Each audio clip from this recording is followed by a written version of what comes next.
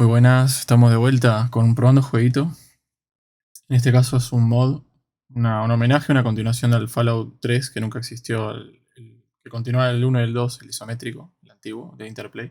Y Black Isle, o Black, bueno, Isla Negra sería. Este, vamos a ver qué onda, porque más o menos digamos que es nuevo, la última actualización fue el 30 de julio, lo tengo acá, de 2024. Y bueno, lo que dice la descripción de la página del mod es un juego gratuito de Van Buren en el motor Fallout 2. Juega como el prisionero en el juego de Fallout más grande de la historia. Nota, actualmente es posible terminar la historia principal con una configuración de personaje específica centrada en la ciencia y las reparaciones. Tutorial de la historia principal incluido en el juego. Fallout Yesterday es una implementación hecha por fans del Fallout 3 original, no el 3 primera persona, de Bethesda, no. Y cancelado de Black Isle Studios, cuyo nombre en código es Van Buren dentro del motor de Fallout 2. Funciones. Historia principal basada en Van Buren. Tres razas de jugadores diferentes: humano, supermutante y necrófago.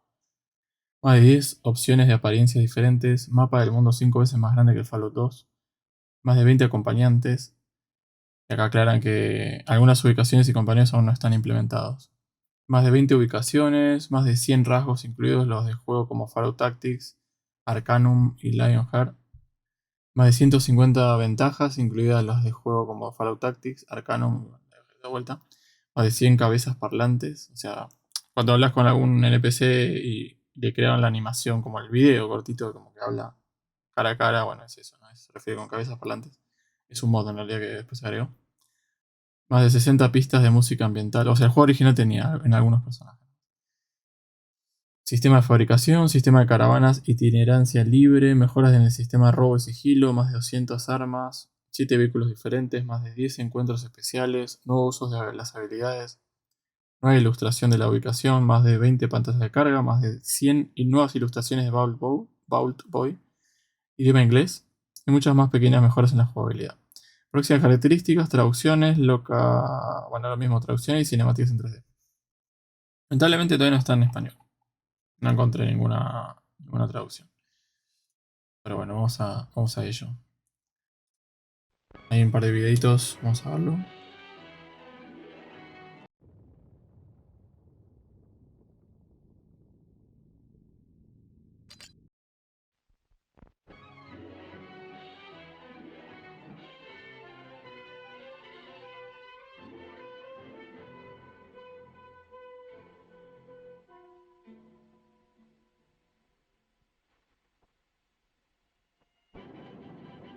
The atomic age was born. There is no denying that since that moment, the shadow of the atom bomb has been across all our lives. All men of goodwill earnestly hope that a realistic control of atomic weapons can and will be achieved. Meanwhile, good sense requires that all of us prepare for any eventuality. But wisdom demands, too, that we take time to understand this force. Because here, in fact, is the answer to a dream as old as man himself. A giant of limitless power at man's command. And where was it science found that giant? In the atom. A particle so infinitely small that it takes over 100 billion atoms to make up the head of a pin. Just as other millions and quadrillions of atoms are the tiny building blocks which make up everything in the world. Ships, and shoes, and sealing wax, and cabbages and kings. Although no one has ever seen an atom, scientists have learned a great deal about how they behave, and there are widely accepted theories as to what they're like. Let's start by meeting a leading authority on the subject, Dr. Atom. Now, observing the professor himself, we can see that his structure resembles, in many ways, something almost as vast as the atom is small. The solar system. And there are certain similarities. His is the center with electrons in surrounding orbits. But whereas the planet's movement of electrons is slightly different, there are other differences too. Hey, hold it! Thank you. Now, the solar system together is electrical. The electrons, which are negative, are attracted by the protons, which are positive, and vice versa. But here in the nucleus are other particles with no electrical charge, called neutrons. Very important characters, too, as we shall see. And equally important when it comes to atomic energy is what scientists call the atom's binding force. It's a kind of cosmic glue holding the nucleus together. This, then, is a single atom, but certainly not all atoms are alike. There are, in nature, more than 90 basic elements, which is science's term for families of atoms. To scientists, the atoms of the individual atom families, or elements, are identified by number. That is, the number of protons, or positive charges, in their nucleus. And they vary all the way from hydrogen, which has just one proton, to oxygen with 8 protons, to gold, he's rich with 79.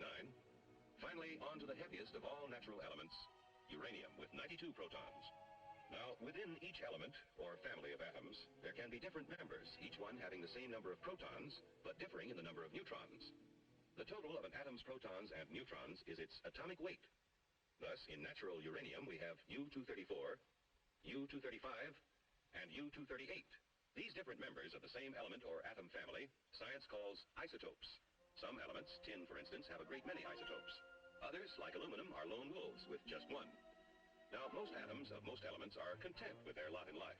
We speak of them as being stable, but others are busy day and night, being what science calls radioactive. Like radium, throwing off powerful rays along with some of its neutrons and protons, until it actually alters its own nuclear structure and changes to another family, and then to another, until it does become stable at last. This spontaneous changing of elements is called natural transmutation.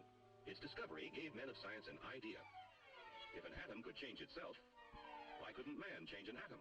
Using as bullets the very particles which radium threw off, a noted British scientist bombarded nitrogen and converted it to oxygen. In terms of individual atoms, this is what happened. The radium nucleus threw off an alpha particle consisting of 2 protons and 2 neutrons. One of the protons was absorbed into the nitrogen nucleus, turning it to oxygen.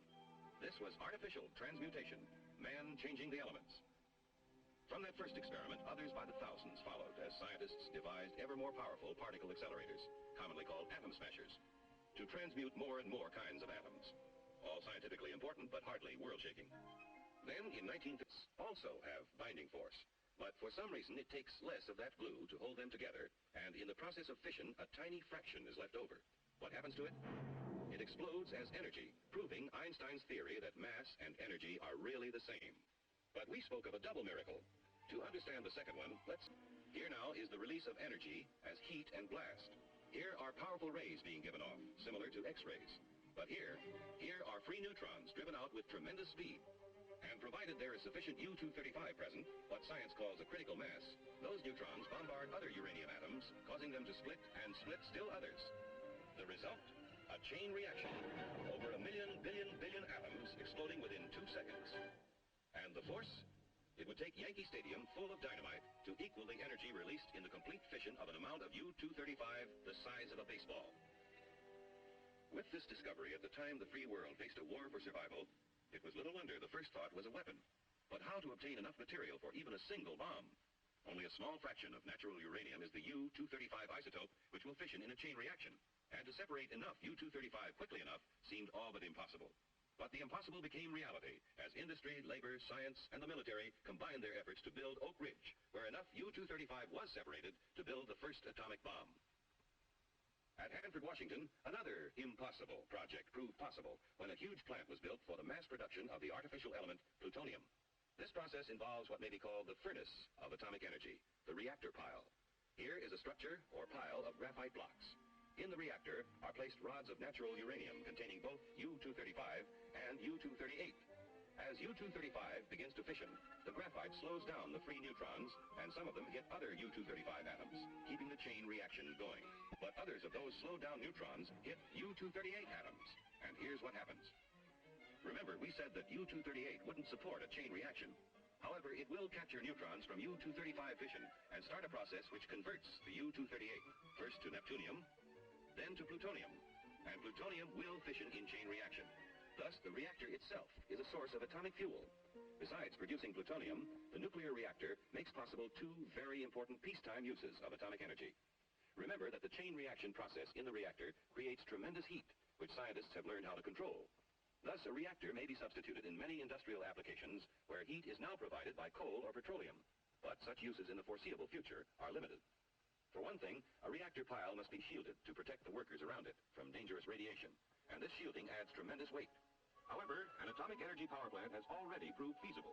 The future supplying of electric power to entire cities is far from impossible, while nuclear power in locomotives, submarines, ships, and even very large airplanes may all but revolutionize future transportation on land, sea, and air. But perhaps the most valuable byproduct of the nation's reactor piles is radioactive isotopes. Research has revealed that many elements not naturally radioactive became so when placed in a nuclear reactor. And these isotopes, working as tracers with such measuring devices as a Geiger counter, became invisible detectives, aiding the cause of science in many different fields. In agriculture, isotopes are now used to test such things as the effect of fertilizers on plant growth and the proper timing for their use, helping to assure bigger and better yields from tomorrow's farms.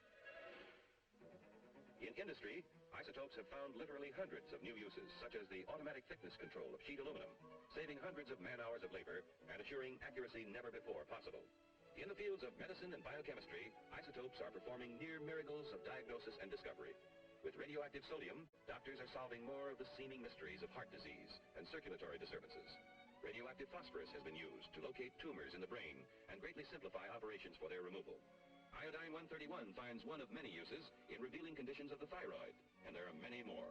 New ways of using isotopes are being discovered constantly through the tireless work of modern pioneers in such fields as chemistry, metallurgy, medicine, and biology. Truly the superpower to provide vast quantities of energy to run the world's machines. Another is the farmer, helping to better feed tomorrow's world. Still another is the healer, helping to diagnose and cure the sick. And the last is the research worker, working on in the fields of pure science to reveal more of the mysteries of the universe. But all are within man's power, subject to his command. On man's wisdom, on his firmness in the use of that power, depends now the future of his children and his children's children in the new world of the atomic age.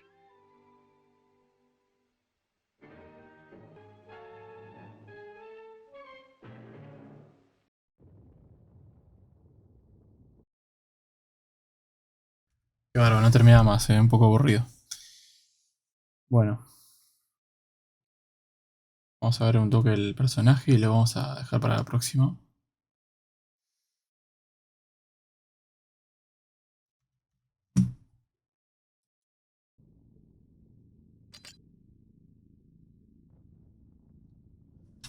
Tenemos un super mutante. Spook.